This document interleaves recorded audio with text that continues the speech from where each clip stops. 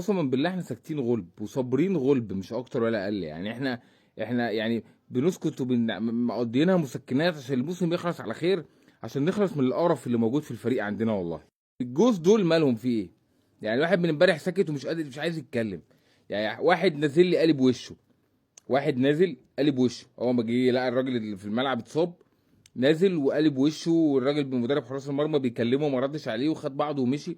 وحاجه اخر قرف يعني، حاجه اخر قرف. يعني احنا استحملنا كتير، احنا استحملنا كتير قوي. والباشا التاني خارج ماشي، الراجل برضه بيكلمه بيقلع التيشيرت يروح راميه على الارض، وكانه يا جدعان انت بتلعب في نادي الزمالك. يالا انت هو بصراحه بتلعبوا في نادي الزمالك.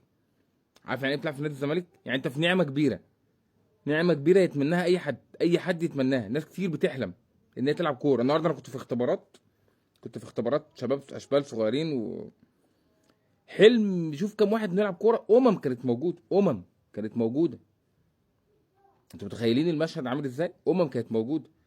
يعني تخيل بقى انت بتلعب في الزمالك، وعلى حس الزمالك بتروح منتخب مصر، وعلى حس منتخب مصر، وعلى حس الكوره بتاخد ما شاء الله ملايين، ربنا يزيدك ويبارك لك. رغم كل ده ادائك في الملعب كارثي، بتتسبب في كوارث. الاتنين امبارح اللي خارجين، واحد الجول الاولاني منه والتاني الجول التاني منه، من ضمن الاسباب الكبيره. وده زعلان وده قلب وش ده. يا انتوا مين؟ انتوا مين؟ انتوا مين اصلا؟ طبعا ده بيعود لسوء حاله الاداره اللي موجوده، وسوء الحاله اللي موجوده في نادي الزمالك. مفيش حد الناس تخاف منه، مفيش حد الناس ترجع له في حاجه، مفيش حد. تخيل مدرب حراس مرمى بينادي على واحد ما بيردش عليه وبيدادي في التاني. يعني شغالين مع اطفال، مع عيال صغيره. انتوا يا جماعه مستوياتكم دي تخليكم تلعب في درجه تانيه. محمد الصبح اجيب لك ارقامك، بجيب لك ارقامك واحصائياتك. محمد عواد انت معظم وقفاتك في الجون بتبقى خايف يا حبيبي. هو في ايه يا جماعه؟ في ايه والله؟ انتوا مين يا جماعه؟ او بتعملوا كده ليه؟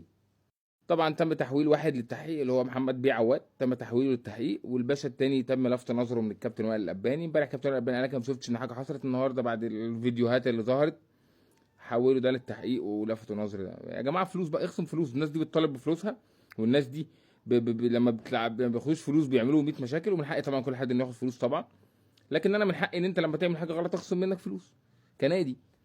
ما انت مش هتلعب مش هتاخد فلوس بس، في ثواب وفي عقاب. ده المفروض في اي لائحه في اي حته في العالم ان في ثواب وفي عقاب. غلطت تتحاسب. زي ما بتعمل حاجه كويسه الناس بتشيد بيك وبتشجعك، وعواد هو الاصل احسن جون في مصر، والصبحي هو الاصل احسن جون. بنضحك على نفسنا، بنضحك على نفسنا والله. بيقول كده ضحك من تدعيم عشان النادي مش عشان حاجه تاني. لكن احنا في انتظار اخر الموسم عشان صراحه ننظف الفرقه من كل ده.